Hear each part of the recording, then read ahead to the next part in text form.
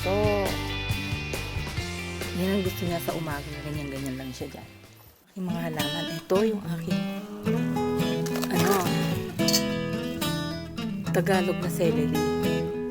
Ito yung aking sili. Yan. Ito celery ulit. Ayan, sili. At ito yung aking sunflower.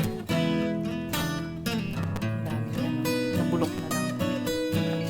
Ito yung aking chocolate mint na mabango. Naman yung kamatis ko, tinan nyo, nahihinog na. Yun ang mga bunga niya. Konti lang ang bunga niya. Hindi masyado madami. Not like last year, talagang marami. Ito pa, ayan o. Itong mga ibang klaseng kamatis siya. Nahihinog na rin siya. Sa mga paso-paso lang yan. Ito naman yung aking basil, sweet basil. Ito pa, sweet basil yan. Ito, chocolate mint. Chocolate mint. Sweet basil. Yan, inani ko na yung iba. Sweet basil. Sweet basil. Yan. Ito naman yung aking talong. Yay! Yung talong ko. May maliit na bunga. See, ang cute-cute. See, may mga bulaklak pa siya. Pero maliit lang siya. Ewan ko kung hanggang sa ato. Meron pala siya sa likod. Ngayon ko lang ito napuna. Meron na pala siya dyan, oh. Mahaba na. Nakakatuwa naman. Ngayon ko lang nakita. Meron na pala siyang bunga dyan sa likod. Hindi ko napupuna. Ang nakikita ko lang ito. Kaya yan ang pinakikita ko. Pero meron pa. Cute! Mga talong. Kaliliit. Ito naman yung sili ko rin. Ito another talong. Kaya lang namamatay yun. Ewan ko ba't namamatay. Nag-yelo yung mga dahon-dahon. Pero may bunga siya. Yan o. Nakita niyo yan. Meron pa siyang bulaklak.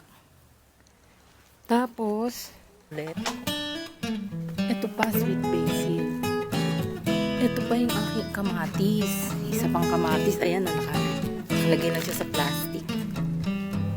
Yan o. Red na rin mga bunga niya. Marami. May bunga rin siya sa loob pa na.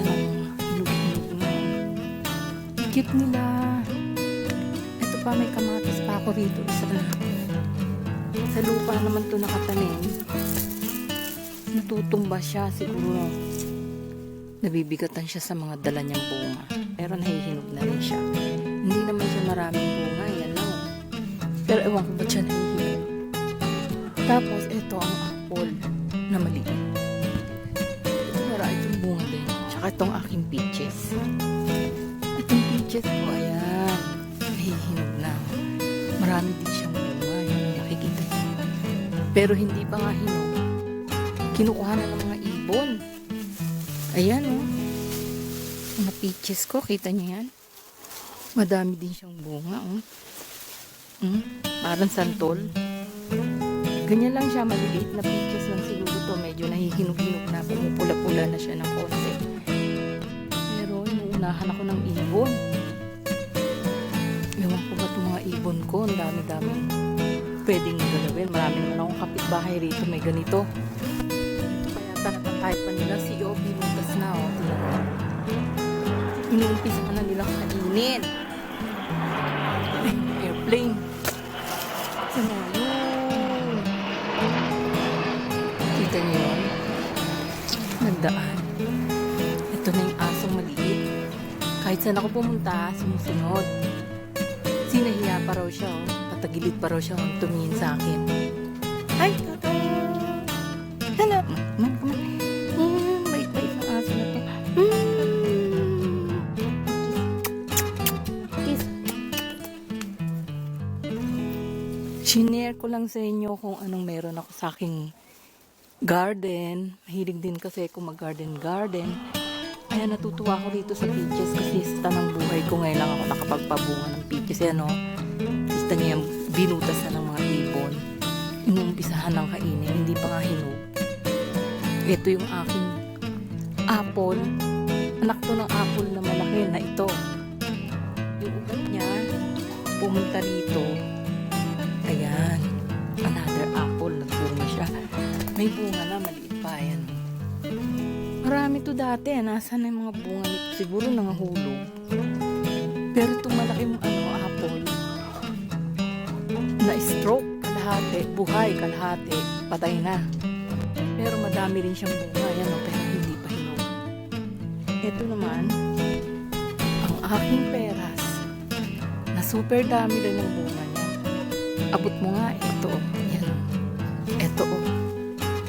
Ang daming bunga. Ay ko, may mga langaw. Yan, nakikita niyo, marami siyang bunga.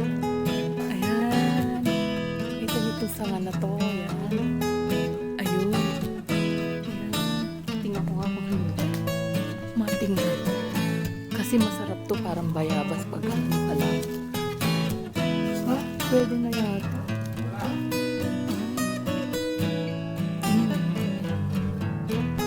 Bababa ng mga bunga. Abot na abot ko lang.